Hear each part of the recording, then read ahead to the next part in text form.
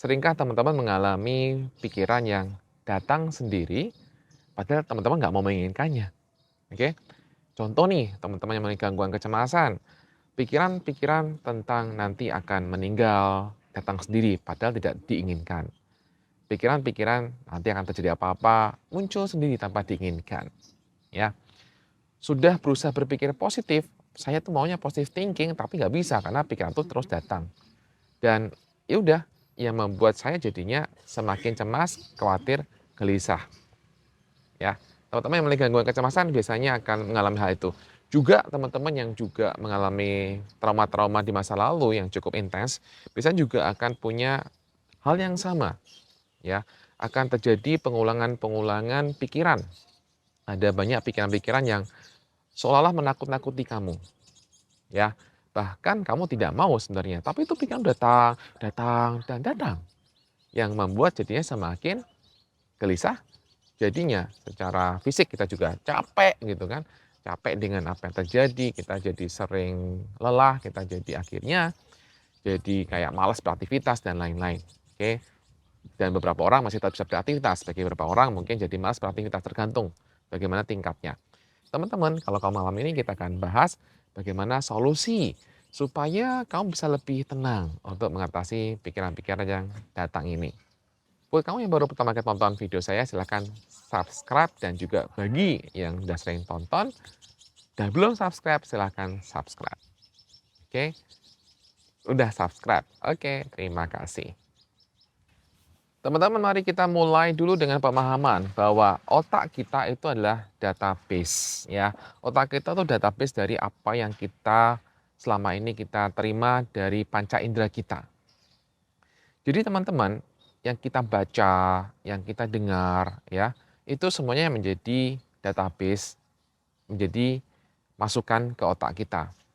Kalau kamu sering membaca hal-hal yang negatif, teman-teman, maka database kamu juga banyak yang negatif. Kalau kamu semakin banyak baca tentang di Google misalnya, kalau sensasi ini, kalau ada rasa pusing, ini artinya ini. Kalau kemudian jantung berdebar adalah ini, dan sebagainya. Kamu sering baca itu, maka itu akan menjadi apa? Database kamu. Jadi kamu punya pengetahuan tambahan.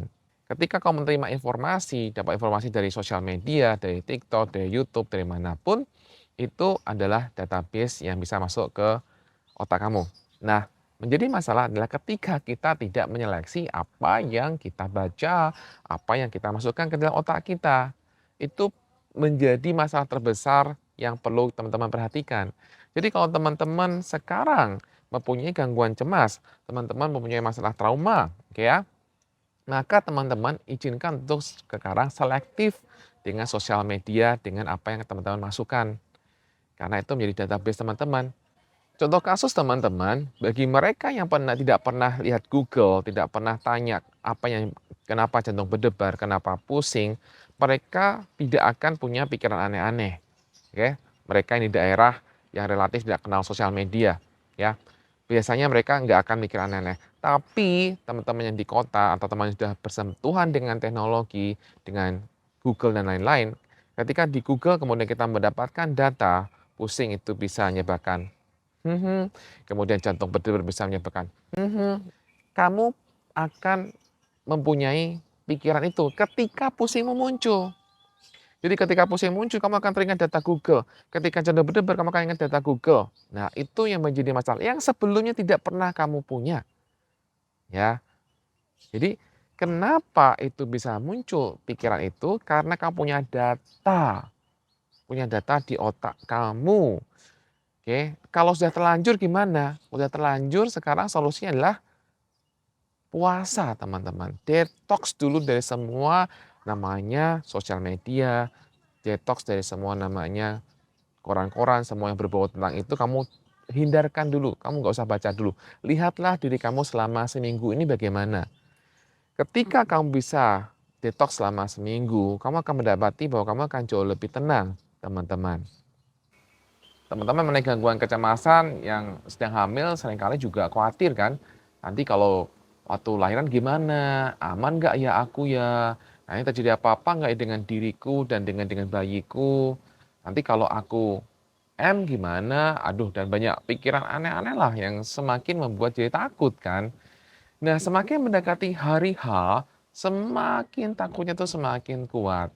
Atau teman-teman yang juga mengalami gangguan kecemasan ketika misalnya mau ke dokter gigi, udah mikirnya setengah mati, udah mikirnya kenapa-napa gitu kan. Teman-teman yang melakukan aktivitas-aktivitas lain itu juga ya kayak gitu kan pikirannya menakut-nakuti gitu kan. Nah, gimana supaya kita bisa lebih tenang? Nah, cara yang kedua adalah yuk kamu lakukan aktivitas-aktivitas yang menyenangkan. Jadi, ketika kamu melakukan aktivitas menyenangkan, misalnya ketika kamu menyanyi, kemudian kamu melakukan aktivitas misalnya kamu ketemu dengan orang, ngobrol, kemudian ketika kamu melakukan aktivitas menyenangkan yang lain misalnya, itu akan membantu kamu tidak akan muncul pikiran itu karena hati kamu gembira. Hati yang gembira adalah obat. Ya, jadi teman-teman lakukan aktivitas yang menyenangkan dan juga tidak lupa adalah yuk lakukan kontribusi. Maksudnya kontribusi itu apa? Yuk kamu lakukan untuk misalnya bantu orang, misalnya kamu ada orang di sana kesusahan misalnya. Yuk kontribusi kamu bantu dia, apa yang kamu butuhkan, apa yang bisa saya bantu. Bisa kamu bisa mencoba dana, atau kamu bisa ngobrol dengan dia, atau kamu lakukan sesuatu apa, perhatian sama dia, atau apapun lah. Nah, ketika kamu melakukan kontribusi pada orang, kamu tuh tidak akan terlalu fokus dengan dirimu sendiri karena kamu fokusnya adalah membantu dia. Nah, itu terjadi shifting perubahan teman-teman. Itu akan sangat membantu kamu untuk kamu bisa lebih baik juga.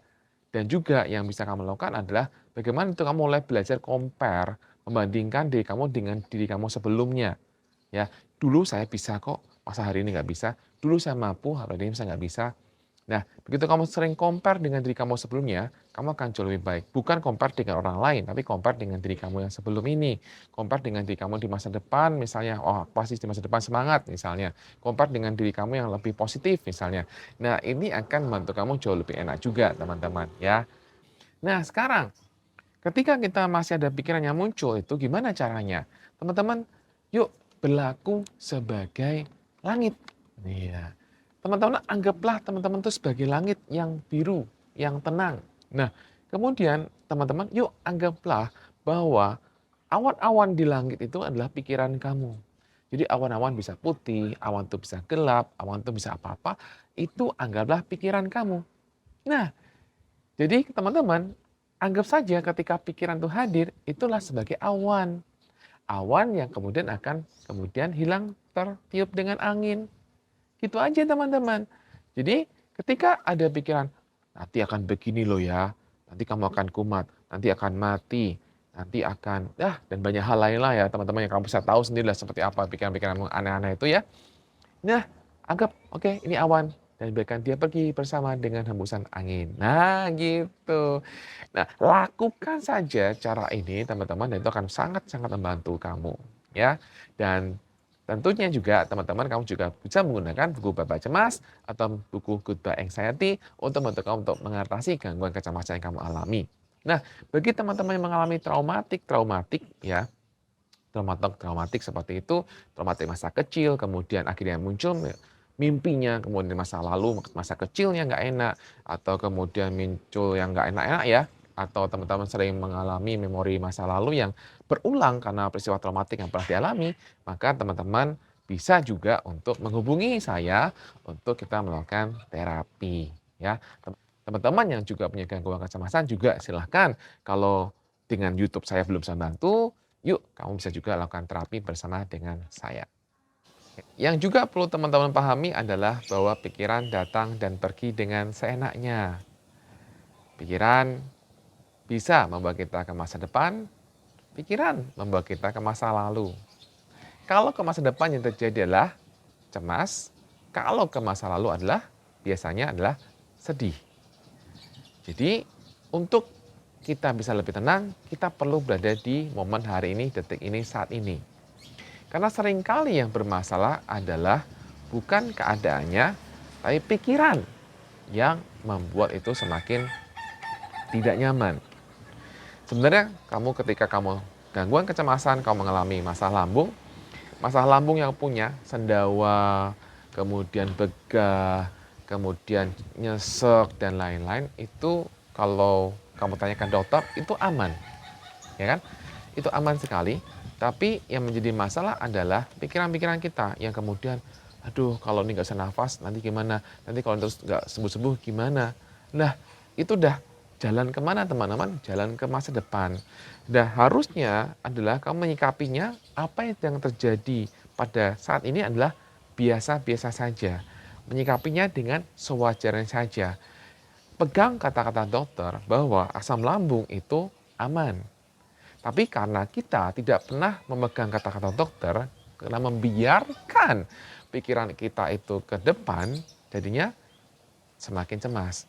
Semakin cemas, asam lambung semakin naik. Ya udah, semakin begitu dan begitu.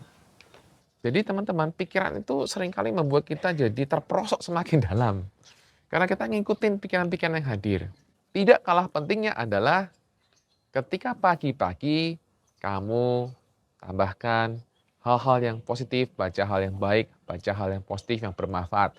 Memulai pagi, yuk kita mulai dengan yang baik-baik. Memulai pagi, memulai dengan yang lebih baik, lebih katakan hal-hal yang positif dalam diri kamu, itu akan mempengaruhi hari-harimu. Saya pernah juga teman-teman bahas di sini adalah apa yang perlu kita lakukan pagi-pagi ya. Ini yang perlu kamu lakukan supaya kamu juga tidak terus masuk dalam pikiran-pikiran yang tidak perlu. Oke? Demikian teman-teman, semoga semuanya membantu kamu jauh lebih baik. Bye-bye.